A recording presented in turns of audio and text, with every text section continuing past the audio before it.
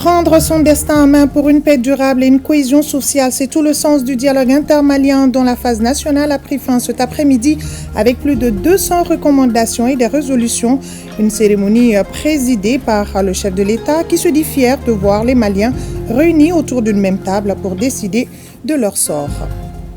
Mesdames et messieurs, bonsoir et bienvenue dans la grande édition de ORTM 1, une édition spéciale consacrée en grande partie à la clôture du dialogue intermalien vendredi 10 mai 2024, une date qui sera écrite dans les annales de notre pays car elle marque la fin des travaux du dialogue intermalien. Les Maliens ont répondu présents cet après-midi dans la grande salle Djeli Baba Sissoko du CICB autour du président de la transition, le colonel Assimi Goïta, pour les recommandations et les résolutions issues des 5 jours des travaux et le processus de plus de 3 mois aboutit à plus de 200 recommandations et des résolutions émanant du peuple pour la paix et la réconciliation nationale. Unis, nous sommes plus forts face aux défis qu'en rang dispersé, dira le chef de l'État qui se réjouit de voir les Maliens décider de prendre leur destin en main. Nous l'écoutons au micro de Sira Batili. Mesdames et messieurs, une fois de plus, c'est jouer notre destin collectif et nous venons de donner la preuve qu'en nous inspirant de nos valeurs séculaires, nous pouvons être à la hauteur des défis historiques. Le mérite revient tout d'abord au peuple malien résilient qui a su se mobiliser en ayant une conscience claire des enjeux de l'ère. En effet, face à la gravité de la situation dans laquelle notre pays s'est retrouvé et qui menaçait les fondements même de l'État, le peuple malien a opéré une prise de conscience qui lui a permis de s'engager dans la voie de la concrétisation de sa souveraineté. Ainsi, notre armée, réformée et rééquipée, a entrepris l'œuvre salvatrice de récupération et de sécurisation de l'ensemble du territoire de notre pays. À la suite des forats, des assises nationales de la refondation et des réformes institutionnelles qui s'en sont suivies, il devenait impérieux d'entreprendre des actions salutaires pour sauver notre État. Mesdames et messieurs, après le succès de l'opération Dougoukoulou, ayant permis la récupération de la région de Kidal,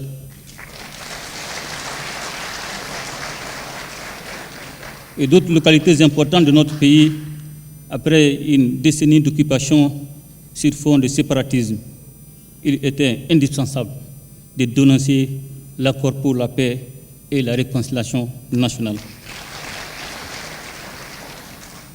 Cette urgence justifiait à bien des égards l'initiation d'un dialogue direct entre les Maliens. L'objectif assigné à ce dialogue était de diagnostiquer les causes des conflits intracommunautaires et intercommunautaires afin de tracer une architecture de paix durable, recoudre le tissu social et renforcer le vivre ensemble. L'enjeu de ce dialogue intermalien était la préservation de l'unité nationale et de l'intégrité du territoire. J'en suis heureux de constater que les Maliennes et les Maliens l'ont bien compris et se sont appropriés le processus. La validation des thèmes de référence, les rencontres dans les communes, les régions et les districts de Bamako, les ambassades et les consulats, ainsi qu'au niveau national, cette semaine l'ont prouvé à suffisance. C'est donc le peuple, dans toute sa diversité ethnique, religieuse et socio-professionnelle, qui s'est exprimé. Aucun sujet n'a été considéré comme tabou. Aucun participant n'a été empêché de s'exprimer. C'est le lieu d'adresser mes remerciements aux membres du comité de pilotage, à toutes les institutions publiques, ainsi qu'à toutes les personnes de bonne volonté qui n'ont ménagé aucun effort pour la réussite de l'événement. Mesdames et messieurs, la sauvegarde de l'unité nationale n'est pas seulement une nécessité historique, c'est surtout un devoir sacré pour chaque Malienne et pour chaque Malien. En effet, chaque fois que nous avons été unis, nous avons surmonté tous les obstacles. Mais chaque fois que nous avons été divisés, nos ennemis ont eu le dessus sur nous. La mobilisation du peuple souverain du Mali demeure à cet effet un bouclier impénétrable pour sa survie. Aujourd'hui, réconciliés et réunis autour de notre destin commun, nous sommes en train de créer les bases de développement pouvant assurer notre souveraineté politique et économique. Conformément aux 3 principes qui guident l'action publique au Mali et consacrés par la Constitution du 22 juillet 2023, à savoir le respect de la souveraineté de l'État, les choix souverains du peuple et la défense de ses intérêts. Mesdames et messieurs, sans nul doute, le dialogue intermalien aura tenu toutes ses promesses et c'est avec un immense espoir que nous envisageons désormais la résolution durable de la problématique de paix et de réconciliation dans notre pays sans ingérence extérieure.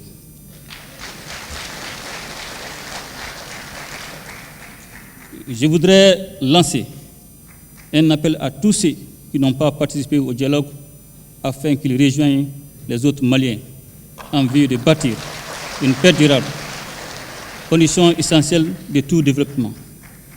Pour ma part, j'engage les organes de la transition à prendre les dispositions qui s'imposent pour la mise en œuvre diligente et le suivi des recommandations que vous avez formulées au nom du peuple malien. En gardant constamment à l'esprit la défense de ses intérêts vitaux. Avec le dialogue intermalien pour la paix et la réconciliation nationale, les Maliennes et les Maliens viennent de poser la pierre angulaire du chantier de l'édification du Mali Koura, c'est-à-dire un Mali en paix, réconcilié, fort et prospère.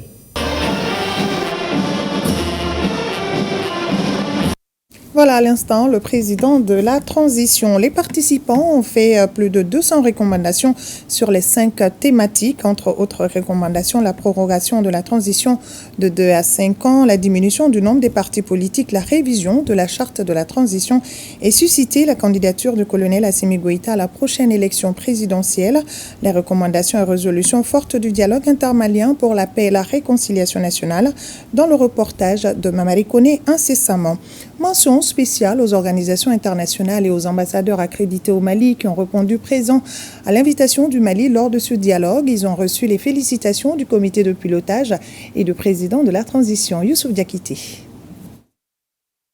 Ils sont tous venus décomplexés, représentants des organisations internationales accréditées au Mali, ambassadeurs amis avec le Mali pour soutenir la préservation de l'unité nationale, c'est-à-dire les recommandations du dialogue intermalien. Je tiens tout d'abord à féliciter cette initiative du président de la transition de rassembler le peuple ensemble pour discuter l'avenir de la paix de ce pays.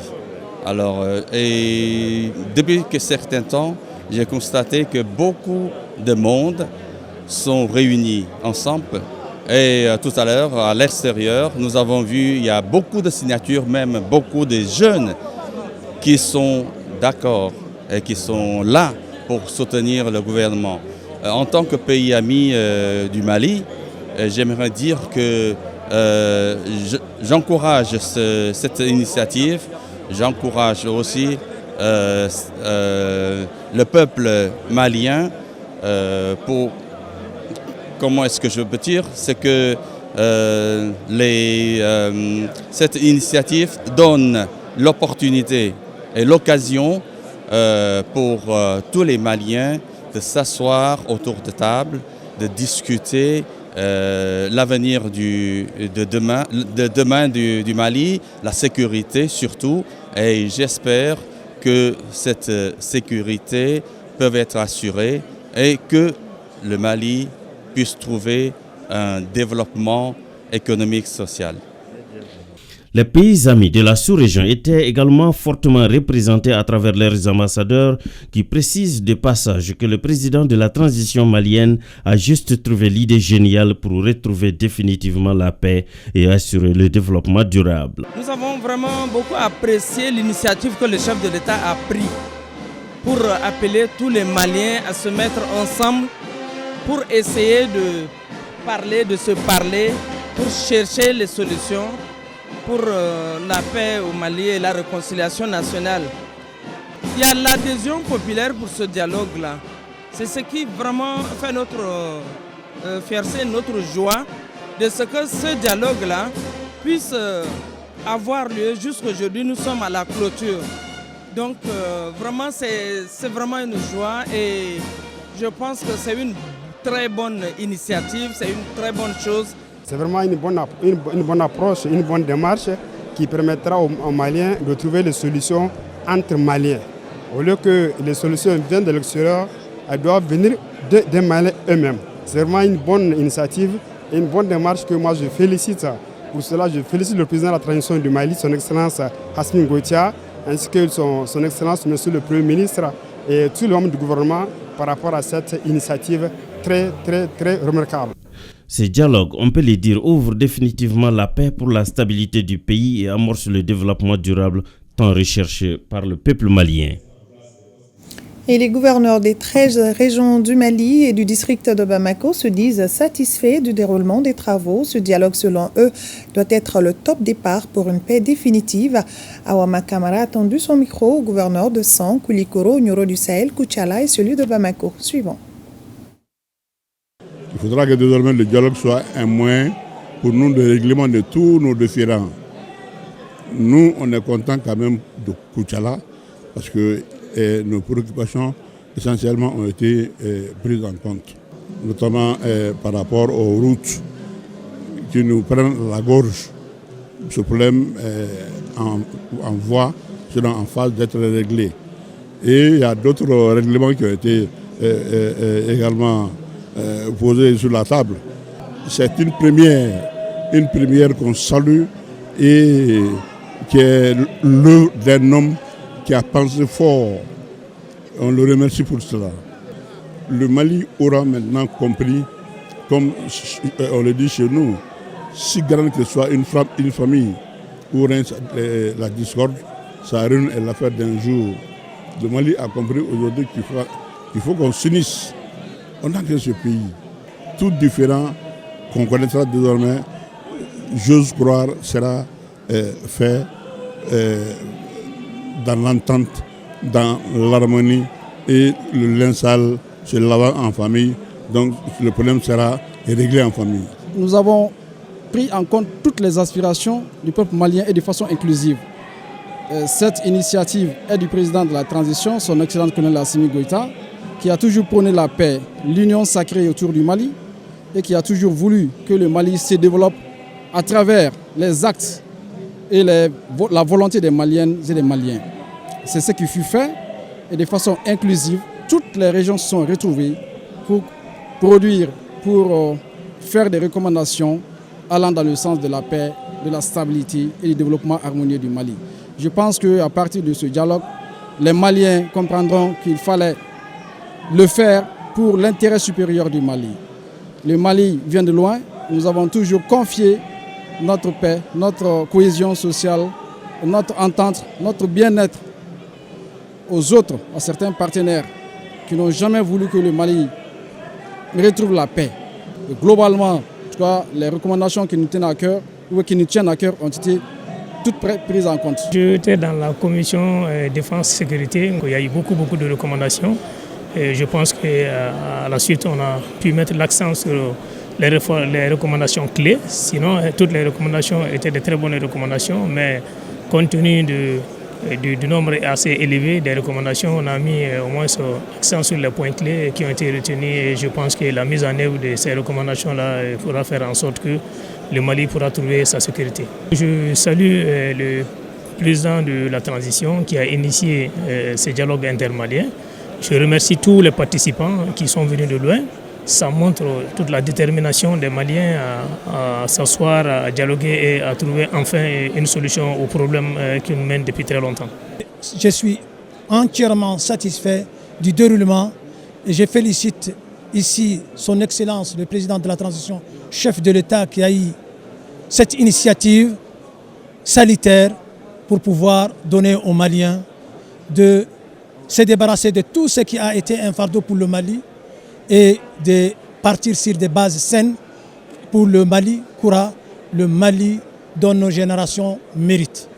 Nos résolutions, recommandations et propositions émanant des concertations régionales ont été largement prises en compte par la phase nationale. Nous souhaitons que les recommandations qui ont sanctionné les présentes concertations puissent être suivies d'actions concrètes dans le sens du retour de la paix, dans le sens du développement, dans le sens de la sécurité. Ce qu'il faudra retenir est que tout s'est passé dans la plus grande courtoisie et dans le respect mutuel. C'est ce qui nous a permis d'ailleurs d'aboutir à des recommandations pertinentes qui ont été exposées en plénière et qui ont été validées en plénière. Voilà, la jeunesse, un des piliers de ce pays. Elle a participé à ce grand rendez-vous pour apporter sa solidarité et son soutien à l'initiative du président de la transition. Cette jeunesse fortement mobilisée a reçu la visite surprise du chef de l'État et rien n'a échappé à notre reporter Hawa Ditma Kamara.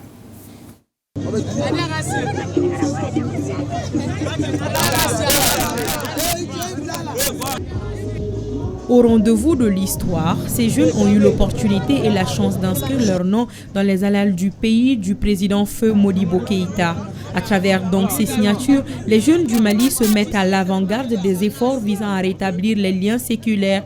C'est avec fierté et le cœur vibrant de patriotisme, muni des couleurs nationales, que chacun voulait vivre ce moment historique, s'exprimer et promouvoir la paix. Un engagement immortalisé sur ces tableaux qui resplendissent dans les locaux du Centre international des conférences de Bamako. Je suis jeune, j'ai signé pour la paix, j'accompagne le dialogue intermalien. Je viens de signer tout de suite la pancarte en tant que malienne, en tant que jeune, pour m'engager pour mon patrie. De signer ces pancartes, pour moi, c'est symbolique. Parce qu'en tant que jeune, je pense que le combat du Mali, c'est la jeunesse aujourd'hui.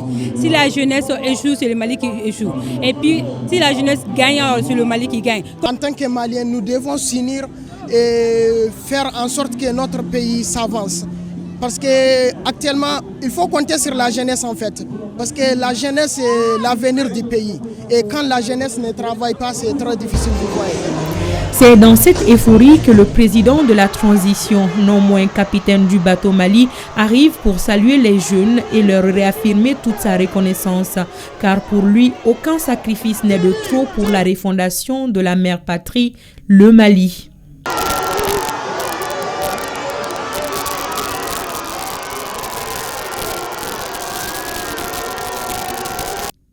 Et même les oiseaux sont venus apporter le message de la paix et de la cohésion sociale.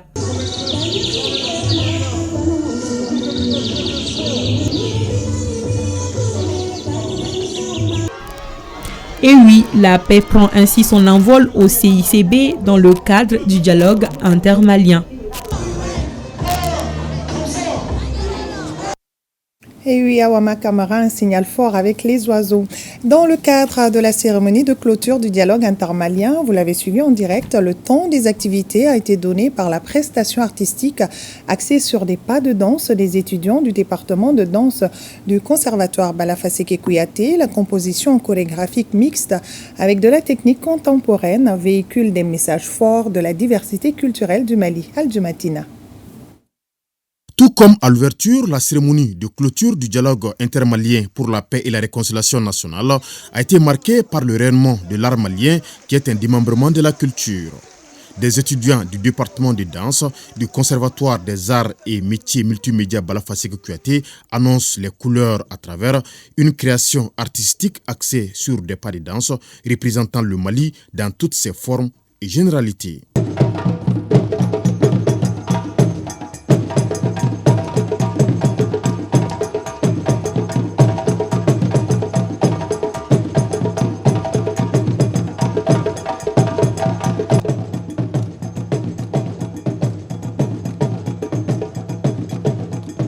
fallait faire une création artistique. Et dans cette création, le message c'était l'acceptation de soi et l'acceptation également de l'autre, c'est-à-dire la promotion de sa propre personne, ensuite l'ouverture sur les autres. C'est des étudiants donc qui viennent au conservatoire après le bac ou après le diplôme de l'INA, souvent des IFM, donc bac ou équivalent. Donc ils sont encadrés par des professeurs maliens et souvent par des professeurs étrangers. On retrouve le Mali pluriel dans ses pas de danse mixte. Et dans cette création, le message est l'interculturalité.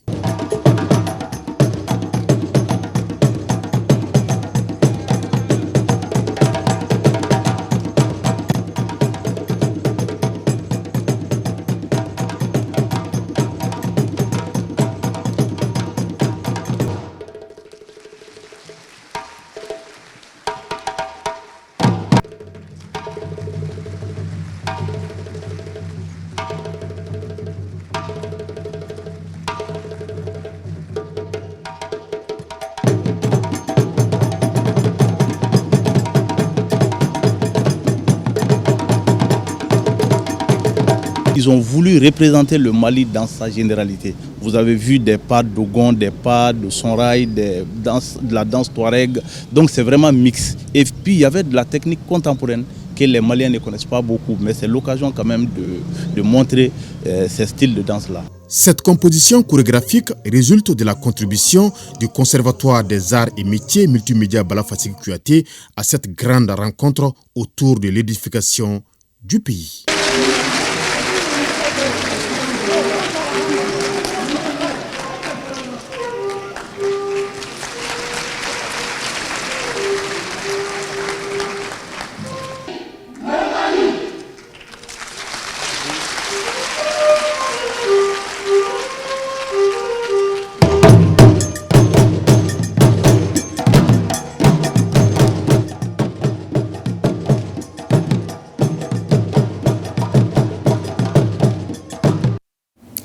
Et oui, le Mali riche par sa diversité culturelle. Les médias ont joué un très grand rôle dans la réussite de ce dialogue.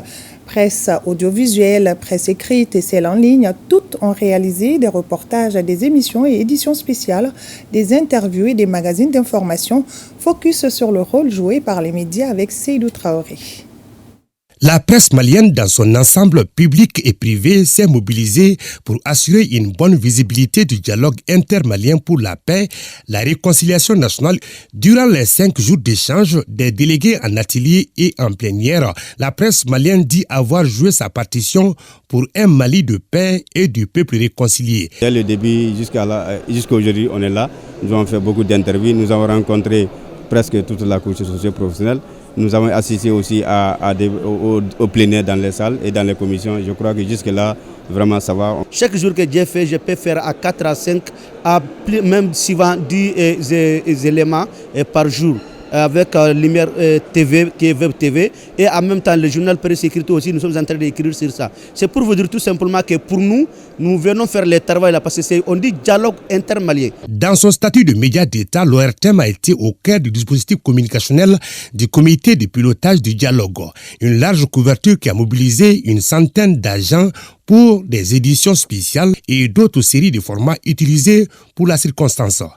Depuis l'avant-veille, nous avons mobilisé nos équipes, environ 100 agents, pour couvrir justement, pour permettre à tous les Maliens de l'intérieur comme de l'extérieur de pouvoir suivre en intégralité d'abord la cérémonie d'ouverture qui était prévue pour le lundi, mais aussi de vivre les temps forts justement des travaux en commission. Vous avez vu tout au long de ce dialogue, tout au long de ces journées, nous avons fait des éditions spéciales avec toute une équipe mobilisée, dédiée uniquement pour la couverture de cet événement national, de cet événement majeur. Tout comme l'ORTM, l'agence malienne de presse et de publicité AMAP a joué sa partition à travers plusieurs articles qui ont concerné l'ensemble des couches socio-professionnelles du Mali. Nous, on a fait un plan de couverture, comment d'abord rendre visible la couverture médiatique de la cérémonie d'ouverture du dialogue intermalien. Donc on l'a couvert et pour le journal papier et pour le site de façon instantanée, parce qu'aujourd'hui, le journalisme se passe plus rapidement.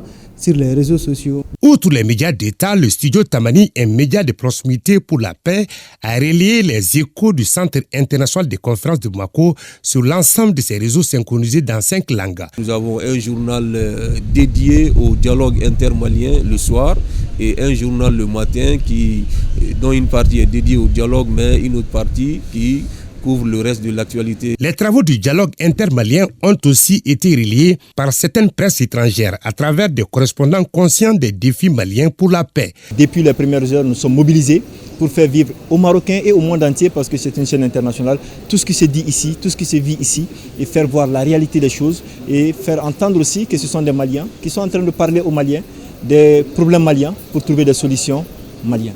La presse a joué un rôle important dans l'organisation de ce dialogue intermalien.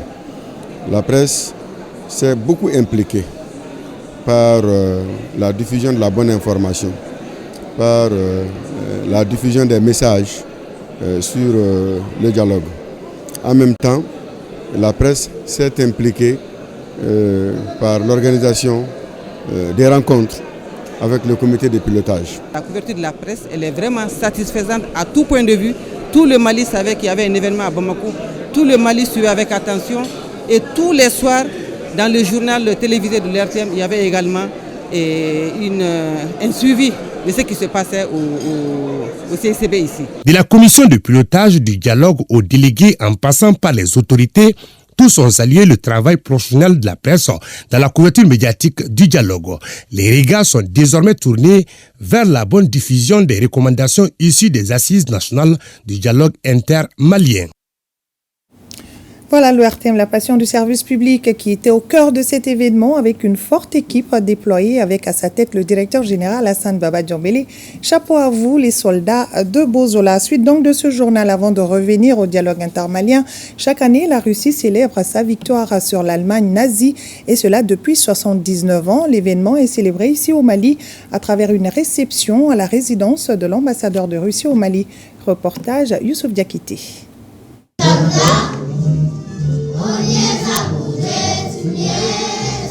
Ce 9 mai consacre la célébration du 79e anniversaire de la victoire de la Russie sur l'Allemagne nazie. Une célébration qui enregistre la présence des autorités maliennes, en l'occurrence le ministre de la Défense et des anciens combattants, pour apporter le soutien du Mali à la Russie. Je vous félicite à l'occasion du jour de la grande victoire. Le 9 mai, Maïstoun a fait avec des larmes aux yeux chaque famille sur l'espace post-soviétique a subi des pertes au cours de cette guerre. L'Union soviétique a joué un rôle décisif dans la victoire sur le nazisme. Cette victoire nous a coûté des sacrifices énormes. En effet, le 9 mai 1945 à 1h du matin, l'heure de Moscou, la capitulation sans condition de l'Allemagne nazie mettait fin définitivement un terme à la Deuxième Guerre mondiale, la grande guerre patriotique de l'Union soviétique. L'humanité voyait enfin la sortie de ce long et sombre tunnel marqué par plusieurs années de barbarie, de violences injustes et injustifiées, de déshumanisation à grande échelle. Cette victoire contre le nazi a été obtenue au prix du sacrifice de plusieurs millions de citoyens. Ceci témoigne de l'exemplarité de la coopération surtout militaire entre la Russie et le Mali. Encore une action salutaire des femmes sur les théâtres des opérations. Elles ont intercepté des véhicules de transport et récupéré des animaux dans la localité d'Ansongo. Un commentaire de Abdoulaye Sako. Le jeudi 9 mai 2024, Les FAMA ont intercepté 3 véhicules de transport suspects contenant des animaux volés dans différentes localités.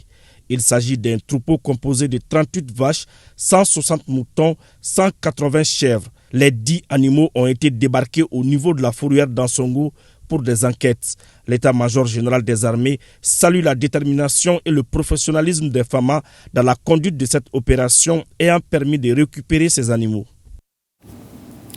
Et ce communiqué, le procureur du pôle national de lutte contre la cybercriminalité informe l'opinion publique que ces dernières semaines, ses services ont relevé sur le cyberespace des injures, des actes de dénigrement et de profanation des symboles de la religion musulmane par des individus non encore clairement identifiés et localisés sur le territoire national. La violence et le caractère odieux des propos et autres actes posés ne laissant aucun doute sur l'intention malveillante de leurs auteurs qui cherchent à provoquer des troubles à l'ordre public sur fond de confrontation à connotation religieuse. Ces agissements qui sont blâmables à tout égard et qui sont susceptibles de constituer des infractions à la loi pénale ont déjà fait l'objet d'ouverture d'enquête conformément aux dispositions du Code pénal de la loi et de la loi sur la cybercriminalité qui seront appliquées dans toute leur rigueur. Le procureur du pôle national de lutte contre la cybercriminalité a par ailleurs relevé à la même période sur le même cyberespace des propos et déclarations d'incitation publique à la violence et au crime qui sont tout aussi inadmissibles et contraires aux lois de la République. Ces actes aussi ont fait l'objet d'ouverture d'enquête conformément à la loi. Tout en rappelant qu'aucun agissement infractionnel ne sera toléré, le procureur invite les uns et les autres à la retenue, exhorte l'ensemble de la population à œuvrer pour le triomphe des valeurs de tolérance, de vivre ensemble et de respect mutuel qui ont toujours caractérisé la société malienne. Le procureur du pôle national de lutte contre la cybercriminalité s'est compté sur la bonne compréhension de tous, fait à Bamako le 9 mai 2024, le procureur Dr Adama Koulibaly. La campagne malienne pour le développement des textiles CMDT a tenu la 100e session de son conseil d'administration. Les administrateurs ont examiné et validé les rapports d'activité et financiers de l'exercice 2023. Pour la campagne 2024-2025, il est prévu une production de 780 000 tonnes de coton. On en sait plus avec Siaka Konaté. Pour la campagne 2024, la compagnie malienne pour le développement des textiles CMDT se fixe un objectif de production de 780 000 tonnes de coton, reconduisant ainsi celui de la campagne 2023. Certes, un léger retard a été accusé dans la fourniture aux producteurs des 377 779 tonnes d'engrais, ainsi que des semences et produits phytosanitaires, mais ils seront disponibles d'ici la fin du mois de mai, assurance donnée par le PDG aux administrateurs et réunis à la faveur de leur 100e session. C'est encore le resserrement monétaire qui a fait que beaucoup de fournisseurs n'ont pas pu lever les crédits auprès du système bancaire à temps. Et la plupart d'entre eux sont financés à la date d'aujourd'hui.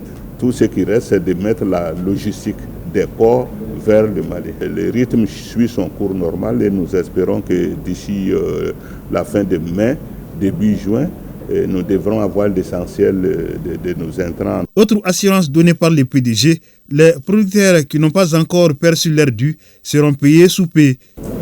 Ils seront tous payés. Certains font la confusion entre la trésorerie et la capacité de payer les cotons aux producteurs. C'est des mécanismes complètement différents. Le coton se paye par un pool bancaire où les fonds sont mis à la disposition de la CMDT et à la vente du coton, 80% sont réservés pour rembourser les prêts. Une fois que le prêt est payé, le reste de l'argent revient à la CMDT. C'est un besoin total de 176 milliards pour acheter, pour payer les producteurs. Il reste seulement à peu près 29 milliards. L'examen des rapports financiers 2023 fait ressortir un bénéfice de plus de 3 milliards 600 millions de francs CFA. Le bilan de 2023 est très positif.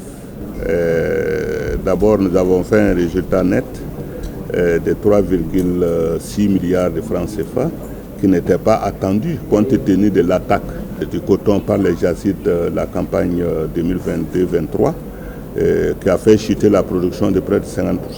Par rapport à la campagne 2021-22, nous avions fait un bénéfice net de 10 milliards. Donc ça veut dire qu'il y a eu un impact effectivement sur les bénéfices. Dieu merci, nous nous sommes retrouvés avec un bénéfice supérieur à ce qu'on attendait. Le budget 2024 connaîtra une réduction de 8 milliards de francs CFA par rapport à celui de 2023 à cause du contexte difficile marqué par un resserrement monétaire en Afrique de l'Ouest, la BCEAO ayant réduit les liquidités dans l'économie. Cette 100e session du conseil d'administration de la CMDT coïncide avec le 50e anniversaire de la structure. Troisième congrès international de la Société malienne de cardiologie. Le thème choisi, pathologie, cardiologie des femmes. Les participants sont venus du Mali et de la sous-région. Youssouf Diakité et Abouakar Traoré. C'est dans une atmosphère empreinte de joie et de convivialité que les travaux du 3e congrès international de la Société malienne de cardiologie, regroupant les participants venus d'Afrique, ont démarré à Bamako. Un congrès qui met au cœur des débats les préoccupations des femmes souffrant de maladies cardiaques. Le choix de ce thème se justifie. Et l'événement a pour thème la pathologie cardiovasculaire de la femme. La femme, c'est la vie.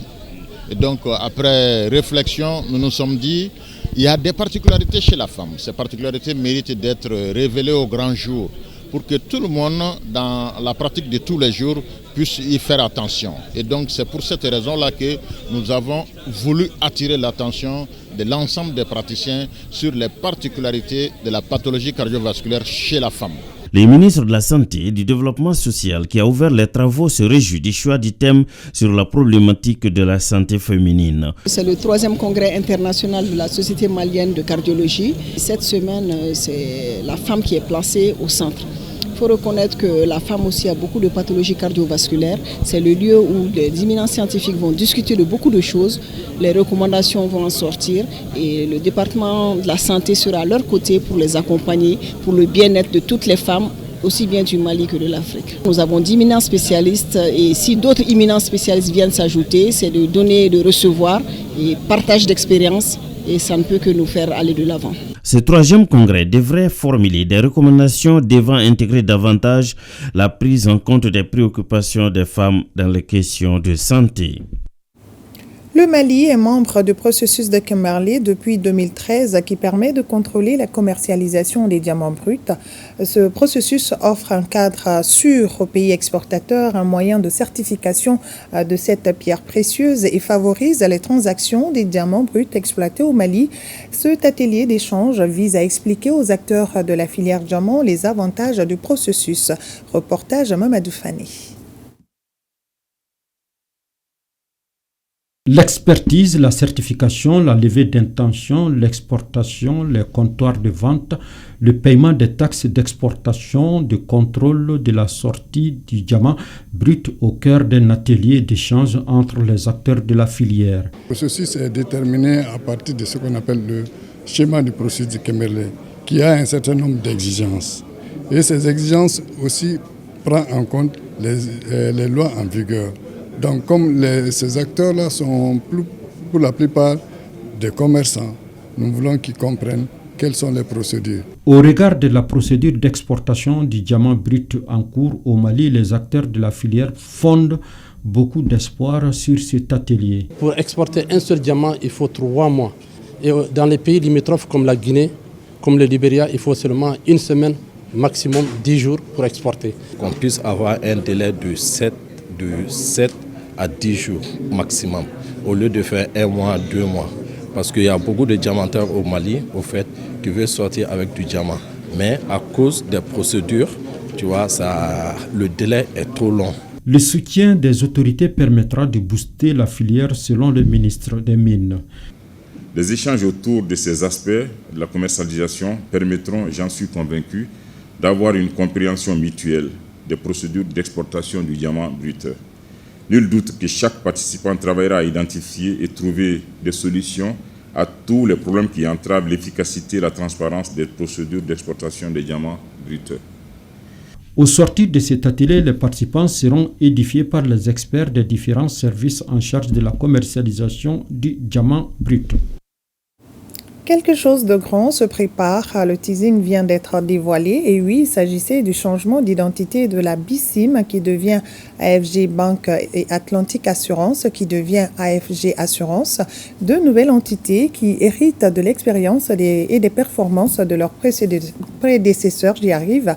Le point de la cérémonie de lancement avec Bemba Sibi.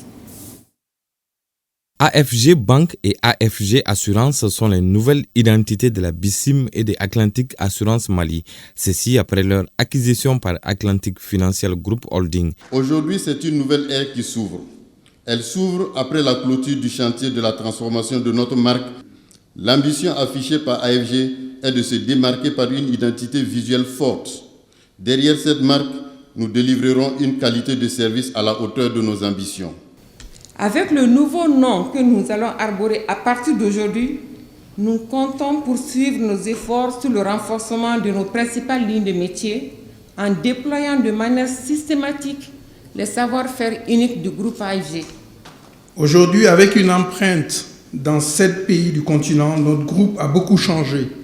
Il est arrivé à maturité et le changement de nom qui nous réunit aujourd'hui vient parachever le chantier entamé depuis lors, notamment à travers l'affirmation de nos deux pôles de métier, la banque et l'assurance. AFG Banque et AFG Assurance héritent respectivement des 25 ans d'expérience engagée par la BICIM au Mali et des performances de Atlantic Assurance qui, en 7 ans, occupe la 2e place des compagnies d'assurance dans notre pays. Cet événement marque un tournant dans la vie du secteur bancaire malien. Parce qu'en vérité, il faut se projeter. Et on ne peut pas se projeter sans avoir des visions, des orientations stratégiques. Une vision stratégique qui ouvre désormais la porte de nombreuses possibilités, affirment les responsables de ces nouvelles structures. L'éducation aux médias est au centre d'une table ronde entre les professionnels de la presse et de la société civile sur les informations et désinformations diffusées sur les médias organisées par la Maison de la Presse et l'UNESCO. Ce cadre d'échange vise à renforcer la liberté de la presse et la liberté d'expression au Mali. Maïmouna Doumbia. L'éducation aux médias et à l'information fournit des compétences essentielles pour lutter contre la désinformation et l'intelligence artificielle dans un contexte marqué aujourd'hui par la multiplication des médias sur les réseaux sociaux. C'est dans cette perspective qu'il faut considérer le besoin d'éducation aux médias et à l'information qui vise à développer le discernement chez les citoyens et les usagers vis-à-vis des informations disponibles sur les supports médiatiques. Avec le triptyque MDM, malinformation, désinformation et mésinformation et la manipulation qui s'ensuit pour ne pas parler de propagande, je crois qu'il faut aider les citoyens tout court à pouvoir se démener dans cet océan d'informations qui est en face de lui. Si on ne l'aide pas, ça va être très compliqué. Et il faut ancrer, comme le premier vice-président l'a dit, le doute dans la tête du citoyen par rapport à n'importe quelle information. Les hommes des médias font réfléchir et analyser les informations qu'ils reçoivent et voir comment naviguer en ligne de manière sûre et responsable en vue d'assurer la confiance dans l'écosystème de l'information. D'éducation aux médias et à l'information, l'UNESCO vise à permettre à tous les citoyens d'acquérir une pleine maîtrise des informations auxquelles ils ont accès, de développer leur sens critique et d'analyse à l'encontre de ce contenu informatif et de leur permettre d'interagir efficacement avec les médias. À l'issue de 2 jours de travaux, les participants feront des recommandations à l'UNESCO. Il y a de cela 68 ans que disparaissait Mamadou Konaté. À l'occasion de l'anniversaire de sa disparition, l'association Mamadou Konaté organise une journée d'hommage pour rappeler les idéaux de l'illustre disparu. Mamadou Kani Konaté, membre de l'association Mamadou Konaté, nous donne ici plus de détails sur cet événement. Il est au micro de Batraoré. Mamadou Konaté, c'était d'abord un infatigable défenseur de la justice sociale et de la solidarité au Soudan français. Il s'est par conséquent bien exprimé sur les questions importantes de l'heure à cette époque-là. Il a été un fervent acteur de l'Union pour les pays de l'Union française en Afrique occidentale. Donc, son principe clé, c'était l'union. Les actions phares, c'est d'abord que l'association va organiser un point de presse pour donner de plus amples informations sur ce que fut Mamadou Konaté. Une fois qu'on a fait ce point de presse-là, on va organiser également demain une cérémonie religieuse de lecture du Coran pour le repos de son âme. Et on va faire une cérémonie au niveau du cimetière de Nyarela pour aller commémorer cet événement sur sa tombe. Voilà, je le disais au début de cette édition, le processus de plus de 3 mois aboutit à plus de 200 recommandations et des résolutions émanant du peuple pour la paix et la réconciliation nationale. Unis, nous sommes plus forts face aux défis qu'en rang dispersé, dira le chef de l'État qui se réjouit de voir les Maliens décider de prendre leur destin en main. Le reportage de Serabatili.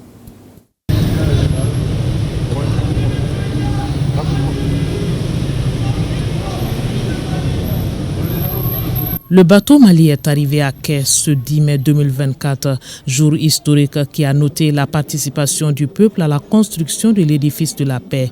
Et le président de la transition salue ce peuple dévoué à la cause de la nation Mali dès son arrivée au Centre international des conférences de Bamako pour le bouquet final du dialogue intermalien.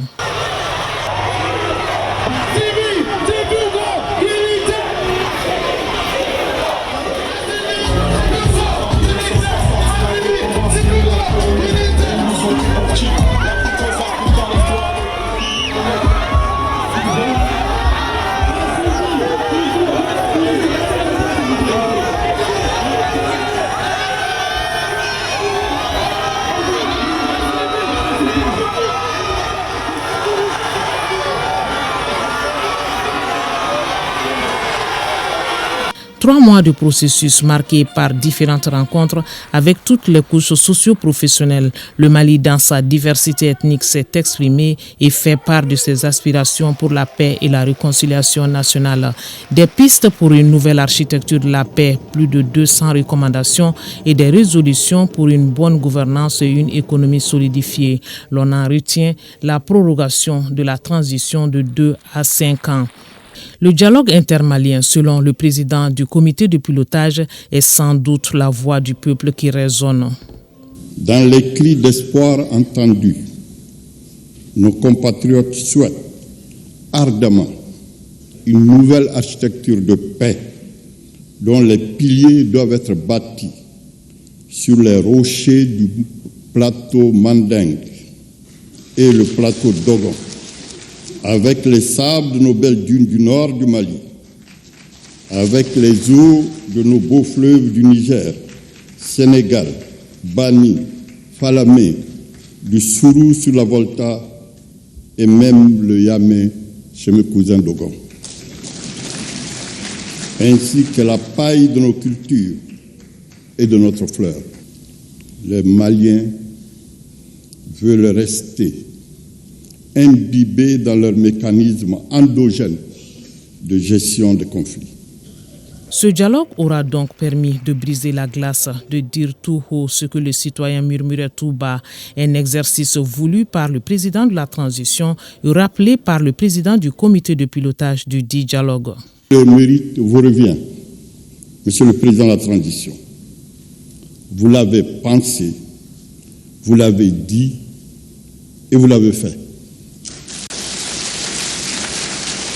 C'est pourquoi cette cérémonie solennelle m'offre l'heureuse opportunité de remercier le chef de l'État pour l'insigne honneur et la confiance placée en chacune et en chacun de nous comme membres du comité de pilotage. Le président de la transition, à son tour, a noté l'engagement du peuple pour la paix à travers l'appropriation du dialogue intermalien. Le colonel Assimi Goïta dit être heureux de constater son initiative se concrétiser. Après le succès de l'opération Dougoukoulou, ayant permis la récupération de la région de Kidal,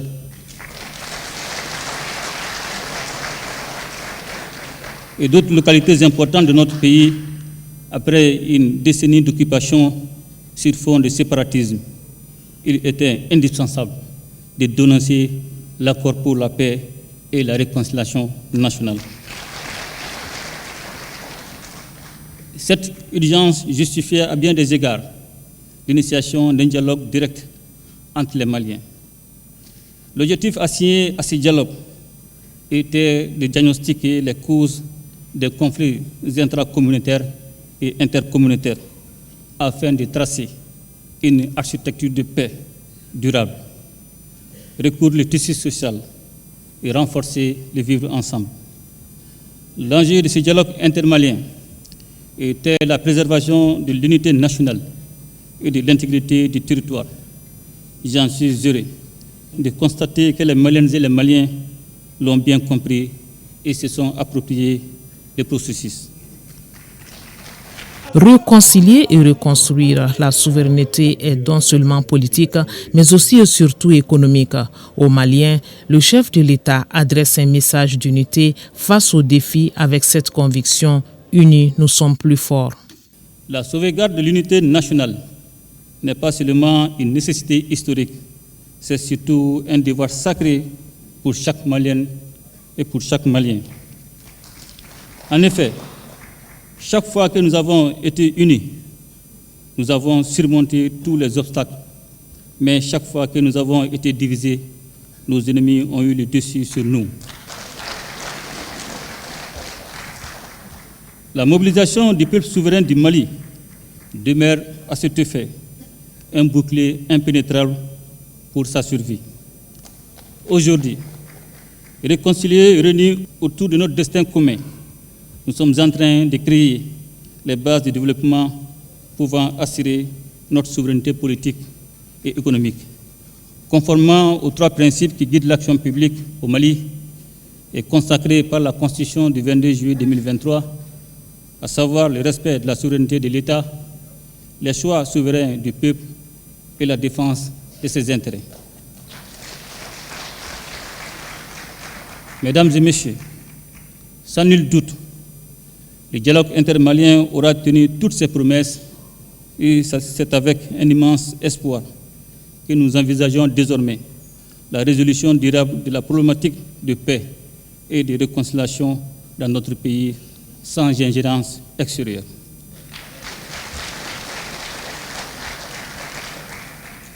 À ceux qui se sont retenus, le président Goïta tend la main pour qu'ils rejoignent la famille. Les portes du dialogue restent ouvertes. Je voudrais lancer un appel à tous ceux qui n'ont pas participé au dialogue afin qu'ils rejoignent les autres Maliens en vue de bâtir une paix durable, condition essentielle de tout développement. Pour ma part, j'engage les organes de la transition à prendre les dispositions qui s'imposent pour la mise en œuvre diligente et le suivi des recommandations que vous avez formulées au nom du peuple malien. En gardant constamment à l'esprit la défense de ses intérêts vitaux. Avec le dialogue intermalien pour la paix et la réconciliation nationale, les Maliennes et les Maliens viennent de poser la pierre angulaire du chantier de l'édification du Malikoura, c'est-à-dire un Mali en paix, réconcilié, fort et prospère. Je voudrais exprimer ma gratitude au président du comité, M. Ousmane Issoufi Maïga, pour avoir réussi à rassembler les Maliens autour de l'essentiel en quelques semaines. Le dialogue intermalien où l'expression des Mali unis et forts est mise sur la voie du progrès. La mise en œuvre de ces recommandations conduira certainement à cette piste. Voilà, les participants ont fait plus de 200 recommandations sur les 5 thématiques. Entre autres recommandations, la prorogation de la transition de 2 à 5 ans, la diminution du nombre des partis politiques, la révision de la charte de la transition et susciter la candidature du colonel Assimi Goïta à la prochaine élection présidentielle. Les recommandations en résolution fortes du dialogue intermalien Ce sera dans notre émission de demain avec Mamari Kone et Abdoulaye Diarra. Le succès ne s'imite pas, il se crée, c'est ensemble que nous ferons ce pays. Et un grand pas a été franchi aujourd'hui avec le dialogue intermalien dont les travaux de la phase nationale ont pris fin cet après-midi en présence du président de la transition, chef de l'État. Rien ne peut être accompli sans cohésion, nous enseignent nos grands-pères. Voilà, vous l'aurez compris, c'est la fin de cette édition. Merci à vous de l'avoir suivi et bonne fin de soirée à tous.